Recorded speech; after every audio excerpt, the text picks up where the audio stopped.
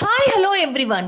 Ground floor నుండి నీటి ప్రవేశం కారణంగా రెయిన్ఫోర్స్డ్ కాంక్రీట్ కాలమ్స్ దెబ్బతిన్నప్పుడు నిర్మాణ వ్యవస్థ యొక్క బలం మరియు మన్నిక క్రమంగా తగ్గిపోతాయి.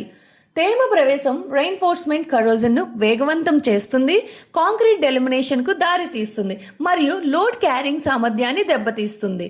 ఈ పరిస్థితిని సరిచేయడానికి శాస్త్రీయ పద్ధతిలో రీహాబిలిటేషన్ ప్రక్రియ అవసరం. రెక్టిఫికేషన్ విధానంలో ముందుగా అన్ని లూజ్ మరియు డెలిమినేట్ అయిన కాంక్రీట్ తొలగించాలి. బయటకు కనిపించే స్టీల్ పై రస్ట్ రిమూవర్ అప్లై చేసి తర్వాత యాంటీ కరోజివ్ కోటింగ్ ఇవ్వాలి. ఆపై అధిక పనితీరు కలిగిన పాలిమర్ రిపేర్ మార్టర్తో దెబ్బతిన్న భాగాన్ని పునర్నిర్మించి నిర్మాణ బలం మరియు మన్నికను తిరిగి తీసుకొని రావాలి. ఇలాంటి స్ట్రక్చరల్ సమస్యలను ముందుగానే నివారించడానికి మరియు దీర్ఘకాలిక పనితీరు కోసం ప్రీ కన్సల్టేషన్ మరియు పోస్ట్ కన్సల్టేషన్ దశలలో శాస్త్రీయ వాటర్ ప్రూఫింగ్ మరియు స్ట్రక్చరల్ రిపేర్ పరిష్కారాల కోసం ఆర్కే ఇంజనీర్స్ ను సంప్రదించండి.